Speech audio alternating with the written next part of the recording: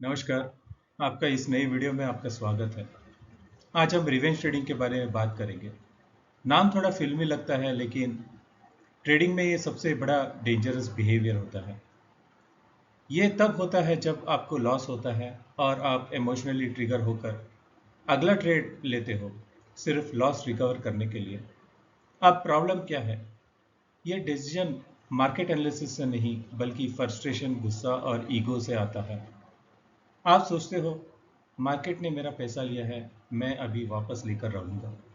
लेकिन रियलिटी ये है, मार्केट किसी का पैसा नहीं लेता। हम अपनी गलत डिसीजन से खुद ही देते हैं। और रिवेंज ट्रेडिंग वही गलत डिसीजन का सबसे बड़ा एग्जाम्पल है। जब आपको लॉस होता है, स्पेशली अनएक्सपेक्टेड लॉस, तो आपका ब्रेन उसे एक्सेप्ट नहीं करता। ह्यूमन साइकोलॉजी ऐसी है कि हमें लॉस ज़्यादा हर्ट करता है कंपेयर टू प्रॉफिट। इसे कहते हैं लॉस एवर्शन। अब क्या होता है, आपका माइंड तुरंत सॉल्यूशन ढूंढता है और वो सॉल्यूशन होता है एक और ट्रेड लो और लॉस रिकवर करो। यही सबसे बड़ी गलती होती है। आप मार्केट को ऑब्जेक्टिवली देख नहीं रहे हैं, आप सिर्फ अपने लॉस को देख रहे हो। इस स्टेज पर ट्रेडर काम नहीं होता, वो रिवेंज मोड में होता है। अब रिवेंज मोड में ट्रेडर क्या करता है? वो जल्दी जल्दी ट्रेड लेने लगता है। कोई प्रॉपर सेटअप नहीं, कोई कंफर्मेशन नहीं, बस एंट्री लेनी है। क्यों? क्योंकि उसका फोकस राइट रेट पर नहीं है, उसका फोकस लॉस्ट मनी वापस लाना पर है। और यही शिफ्ट डेंजरस है। इमेजिन करो, पहले आपने एक डिसिप्लिन ट्रेड लिया था, एसएल डिफाइंड था, रिस्क कंट्रोल्ड था। लेकिन रिवेंज ट्रेड में एसएल या तो होता ही नहीं या बहुत बड़ा होता है। और यही वजह से जहां छोटे लॉसेस बड़े लॉसेस में कन्वर्ट हो जाते हैं।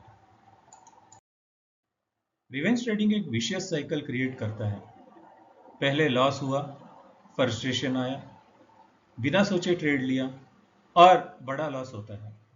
फ्रस्ट्रेशन और बढ़ जाता है और फिर एक साइकिल रिपीट होती है। धीरे धीरे ट्रेडर कंट्रोल खो देता है और यहाँ सबसे बड़ा नुकसान पैसा नहीं, यहाँ नुकसान है डिसिप्लिन का।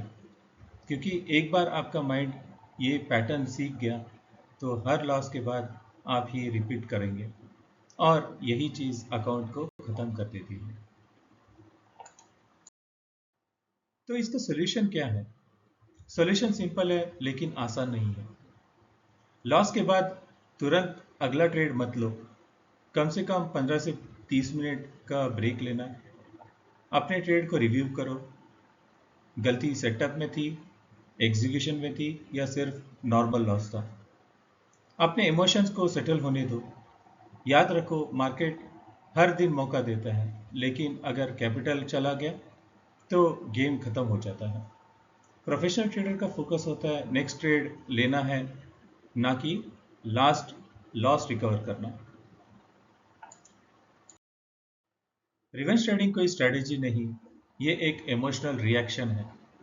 और ट्रेडिंग में सक्सेस स्ट्रेटेजी से कम और सेल्फ कंट्रोल से ज़्यादा आता है।